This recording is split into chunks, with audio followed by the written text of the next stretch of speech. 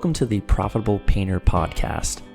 The mission of this podcast is simple: to help you navigate the financial and tax aspects of starting, running, and scaling a professional painting business. From the brushes and ladders to the spreadsheets and balance sheets, we've got you covered. But before we dive in, a quick word of caution. While we strive to provide accurate and up-to-date financial and tax information, nothing you hear on this podcast should be considered as financial advice specifically for you or your business. We're here to share general knowledge and experiences, not to replace the tailored advice you get from a professional financial advisor or tax consultant. We strongly recommend you seeking individualized advice before making any significant financial decision. Hey, this is Daniel, the founder of Bookkeeping for Painters. And this is Richard, tax director of Bookkeeping for Painters. How you doing today? I am doing well, Daniel. How about yourself? Doing well. Cool. So today's topic is painter performance pay. So trying to come up with a system to motivate your painters to work more by giving them bonuses when they finish jobs under budget. Let's first talk about what this is. We'll go through what this is generally, and then how you can implement this, and also give you some specific tactics that you could use that I've seen other painting businesses successfully use. So first of all, what is performance pay? Performance pay is just recognizing painters or crews that beat budgets. So when you are doing your estimates, hopefully you're using production rates, and those production rates should be generating a set of budgeted hours for the project that you're estimating, which basically is how many man hours is it going to take to paint this project. And so that should help you generate your price that you're going to charge your customer. And then also it will give you the amount of budget hours that you need to give, that will go onto the work order that you will give to your crew lead.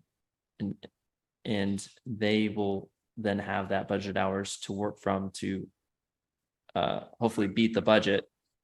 And what you can do is incentivize them to beat the budget by giving them bonuses when they do. So that's the general idea. But there's some terms in there that I'd like to define here. First of all is production rates. Production rates are basically specific amounts of hours it takes to paint a specific surface. So for example, a production rate might be 10 linear feet of a specific type of railing. It takes an average painter 2 hours to paint, or 1 hour to paint. That's a production rate. Or 100 square feet of a particular type of siding takes 1 hour to do 100 square feet. So basically you would either internally develop these production rates through your experience, or the PCA has a production rate book. If you go to the PCA's website and look up cost and estimating, they actually sell this huge binder that has a bunch of tables of production rates, which was developed in the 90s. And it's basically based off of the average painter speed, and it has all these different surfaces. So you could get that to start out with if you don't have any internal production rates, or just develop them on your own based off of your observation of your team, how long it takes them to paint specific surfaces. So the idea is production rates, you would use that to generate your estimate by actually measuring out each surface that you need to account for on the painting project that you have. Yeah, one of the objections we hear sometimes is that it takes time to do that. And that's legit. It does take time to get out a tape measure or one of those fancy lasers that tell you how far or how big the room is. And sometimes it's tempting to be like, well, hey, I've been doing this for a long time. I can walk into a room and I can tell you how long it's going to take my guys to paint this. And now I would never pretend to be able to do that. I would struggle with the tape measure, to be honest with you. But I remember when I was at PCA this last February, one of the presenters was talking about that. And so I'm in a room full of experienced painters, and he says, So we're sitting in this conference room, fairly simple. It's a commercial room, nothing too fancy. And he says, "Who wants to take a stab at bidding out this room?" And a couple of the braver painters, raised their hand, and he's like, "All right, so how many hours? How much to paint this room?" And then immediately he starts shooting holes in his estimate. He goes, "Well, there's chair rail. Did you take into account the chair rail? What about this wall over here? It's got a huge window in it. So, you got to take that out, but then you've also got the 3 feet above the window." And so, the point was, a simple conference room isn't so simple. And if we don't take the time to, measure it all out and get it right, then it could take us a lot more hours than we had budgeted for. And that is going to directly eat in, to our margins, and we might even lose money on the job. Yeah, exactly. And so production rate's super important to make sure you're dialed in on your pricing, but also it helps you scale your operation. Like maybe you're doing the sales now. Maybe let's just assume maybe you can go into a room and just know through intuition, which seems unlikely, but let's say that you did have that capability. But if that's true, you're likely not going to be able to hire someone else that can do that as well. And you can't impart your intuition, your magical intuition to someone else. So you're going to have some sort of system to teach your new salesperson. And so production rates is where that comes in. It's a scalable process that anyone could use if they can use a tape measure. So maybe not you, Richard, since you struggle with tape measure, but most folks, measure out the tape measure, or laser measuring apparatus, and figure out how much space, how long things are, adding up those things just becomes a math problem. So as long as they can do basic math, they should be able to put together an estimate when you're using production rates. Yeah, I think a lot of the estimating software out there now kind of works along those lines, where you are putting in the square footage or the length of the chair rail or whatever, and it's assigning a value per foot for the estimate. So it might just help. I mean, some of the time we spend in doing the extra measuring, which is time well spent, we might be able to get some of that back in being able to put together a quicker estimate using some of the estimating software out there. Yes, absolutely. Like Paint Scout, Estimate Rocket, Drip Jobs, Jobber. Most of those softwares, they have a way to you'll still need to load it up with your production rates, like how much it takes, how long does it take for each individual surface. But once you load it up in there, it can be pretty quick to generate those estimates once you got everything loaded in with your production rates. Like you said, the most amount of time is really spent measuring the things, and then it's just plugging those measurements in and getting your price. And then also the other feature of these of things like of those softwares is most of them generate work order as well. So generate the estimate. Here's what you're going to charge the customer with your markup in there. Hopefully you're doing somewhere around 100% markup on your cost. So you're shooting for a 50% gross profit, which we've talked about in a prior episode. So hopefully you're doing that, but also you're getting that estimate, but you're also getting the work order, which would then be handed off to your crew lead, and that will have the budgeted hours, which is based off the measurements you did and your production rates that are built into that software. And so this is where it's the painter performance pay system starts to take place. The first step is you have to provide the budgeted hours to your crew lead, so they know what the expectation is for this project, and set the expectation. Hey, here are the budget hours. The expectation is that you beat the budget hours in order to be eligible for the bonus. And from there, if a project's budgeted for 100 hours, let's say, and you have two painters executing that job, let's say they beat the budget. So you could do a bonus program for when this happens. And most cases, what you would want to do is not pay them. You would want to pay them a portion of the labor saved on the project. So if it's budgeted for 100 hours and they do it in 80 hours, they saved 20 hours of labor on that project, let's say. So if you're running a program like this, you generally don't want to do the full 20 hours paid out to them as a bonus, because there is some administrative cost to running a program like this. You have to keep track of it, do the job costing. So there's some admin burden in this for sure. So you'll need to determine a percentage of what you would want to pay them out as a bonus. Somewhere between 30% and 70% is what I generally see. And so let's say you chose 50% just to split it down the middle. So if there's 20 hours that they went under budget by 20 hours, you would multiply your percentage, which in this case, let's say we chose 50%. So you would pay out a bonus of 10 hours to them for beating the budget by 20 hours. The other amount would go towards you administering this program. Now comes the question, okay, do you pay it out immediately? Do you wait till next quarter to pay out the bonus? Are they accruing the bonus and it's paid out each quarter? There's many ways to do this. So it really comes down to what your preferences are. Some folks, what they'll do is they'll pay it out immediately and they'll adjust their percentage that they're paying down.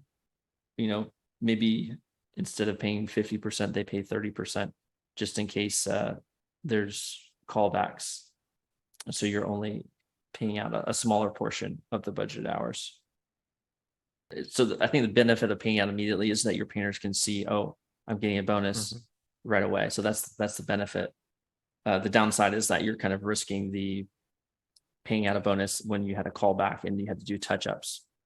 The way you can mitigate that is having some sort of quality check. Maybe your production manager or somebody is doing some sort of quality check to verify a job's done. You can also reduce the amount of the percentage that you're paying out after the, like I had said, maybe keep a lower percentage of saved labor paid out to them. Now, if you hold on to the bonus and then like keep track of it and pay it out each quarter or, over a certain period of time, the benefit is that you'll be able to see those callbacks and maybe keep track of, oh, okay, there was a callback, so they didn't hit budgeted hours, so I'm not going to pay them a bonus. So you might, save a little bit of money on the bonuses you're paying out because you're waiting a period.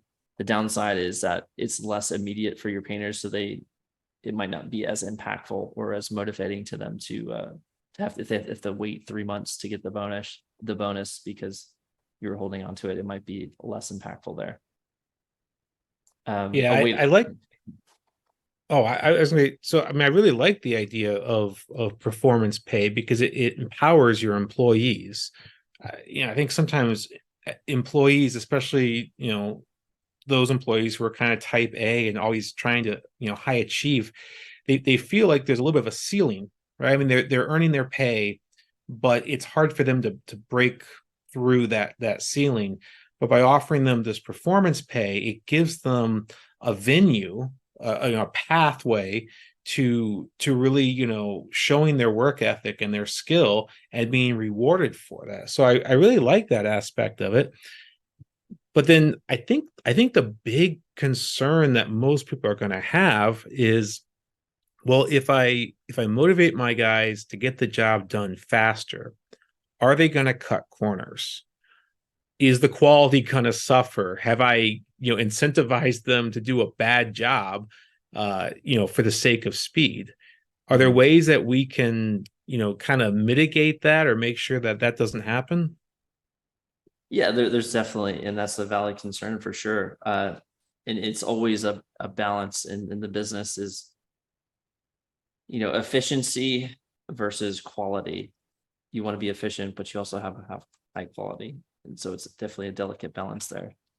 You have to strike. So some ways you can improve quality while trying to stay efficient is have obviously processes in place and checklists, and maybe a quality check with the production managers.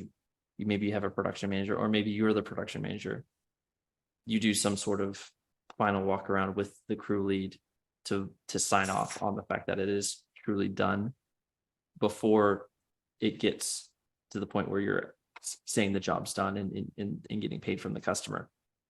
So and you might have some stipulation for the bonus, like it has to be done under budget, but also you can't have failed a quality check or something like that. So so you can't, if you have a quality check at the end where the production manager goes and does a final walk around, if he catches anything, you don't get the bonus. So you can kind of do something like that where you're trying to not ignore the fact that it still needs to be high quality. And then obviously if you get a callback, that also would negate the bonus too, would be another way to do it, but preferably would want to catch it before it got to that point. So maybe like you're mentioning earlier, finding that balance between paying them right away and holding it back long enough to make sure that there's no callbacks. So something like, say, 30 days or 60 days or whatever, it probably depends on what kind of warranty you offer or how long the average customer might give you a call back, holding on to that bonus until afterwards, because if we have to go back and spend 5 hours fixing what should have been done right the first time, then that negates the bonus. Yeah. So yeah, finding that balance. Absolutely. Yep, that's a good point. And then so once you kind of figure out those details and what you're, one, you got to get your estimating down with production rates so that you're generating the budget hours. You got to get it. You have to have a work order that has the budget hours on there, so the crew lead knows the expectations. You have to identify what is the structure of the bonus. Is it going to be 50% of the labor saved, 30%, 70%? What is that going to look like? And then are there any stipulations? Are you going to require a quality check? Does that quality check, if they fail the quality check, do they still get the bonus? If there's a callback, those stipulations, got to think about those. And then the timing of when you're paying the bonuses. Are you going to pay it quick for high impact, but then potentially pay someone and also get a callback, but mitigate it some other way? Or are you going to hold on to the bonuses and have maybe less of an impact, but not pay out bonuses when you shouldn't have? So you have to look at that, the timing of the bonuses. And then from there, it's the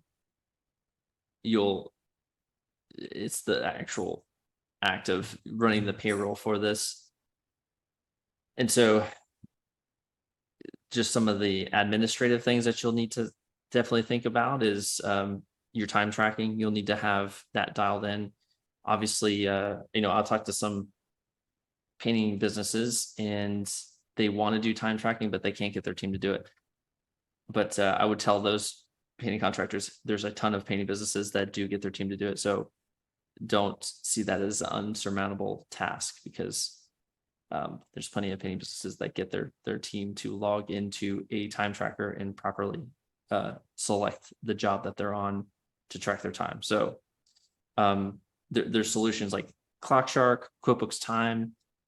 Those solutions integrate with QuickBooks Online, and it will allow your team to log into the proper job, hit start time, and rack up those hours against that project. And those two systems, ClockShark and QuickBooks Time, also integrate with QuickBooks Payroll and also Gusto Payroll. And so they'll be able to sync, you approve the hours in the time tracking system, ClockShark or QuickBooks Time, and then you sync the hours over to your payroll, which you're running it out of Gusto Payroll or QuickBooks Online Payroll. It will sync those hours over, so you don't have to do a bunch of duplicate data entry. And so those are common solutions for painting business I've seen. QuickBooks Time, ClockShark, Gusto, QuickBooks Payroll. You mentioned, sometimes employees don't like to clock in. We have to find a way to motivate them. Well, if I know my bonus is tied to my hours, that's going to be a powerful motivator for me to clock in and make sure that my hours are being tracked. So I can go to my boss and say, hey, I came in under budget. Let's show me the money. Right? Yeah. Good point. And that's maybe if you're having that problem, maybe you need to start a performance pay system, and that would encourage them to do it. And so once you get your time tracking set up and it's synced over to your payroll, you would just run the hours that they signed in on, but then you would have to have some sort of other calculation to set for each project, your budgeted hours for each project. So you might have to have a separate spreadsheet for each project that just has the budgeted hours, so that when you run payroll, you can refer to that spreadsheet. You'll also need to probably run some custom reports in your time tracker, like to see how much overall time was done on the project. So you can calculate, okay, the overall project had 80 hours between 3 different people, but person A worked 10 hours on the project, person B worked 50 hours on the project, and person C worked 20 hours on the project. So you would need to pay what's the word I'm looking for? A proportional amount of the bonus for the people that worked the most on it, so there's some math in there that you would need to calculate to calculate the bonus for each individual person. So again, it does take some administrative brain power, some additional tracking in that separate spreadsheet, which is why you're not paying out the full labor saved through payroll. You want to save some of it so that you can cover the additional admin costs of running the program. Right, and don't forget the increased payroll taxes. So that's another cost involved too, which would factor in along with the admin costs when you're deciding, whether it should be on closer to the 30% range or closer to the 70% range. Definitely want to treat your guys as well as you can. But I appreciate, Daniel, you making the point that this is not cost free to the company, and so you don't want to be losing money, and that's why you need to hold back some of that labor savings for yourself to cover these costs, and also to make your profit margins as well. Yeah, and another idea, if you want to kind of save on payroll taxes, this is calling back to a former podcast we did about employee appreciation, where you could have an annual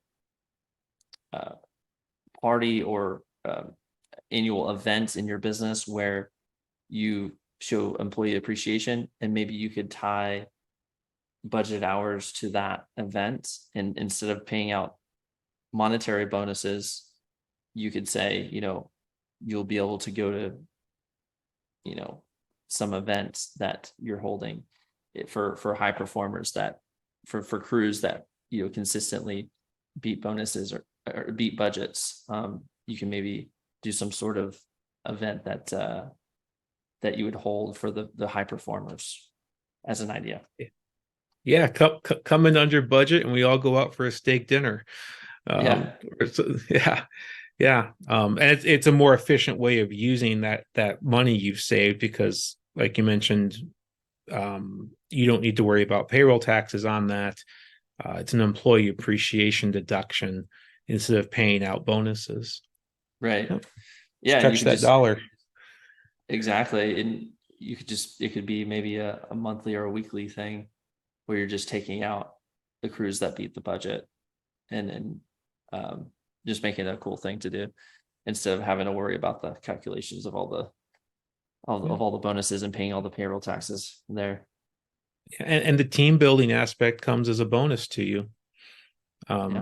I mean, don't underestimate the value in having everybody get together outside of a direct work environment to build those relationships and friendships. It's very important. We're humans. We like to work with other humans. We like to get to know each other, and kind of letting our guard down and not being in such a professional environment all the time can really do a lot to build those relationships. Yep.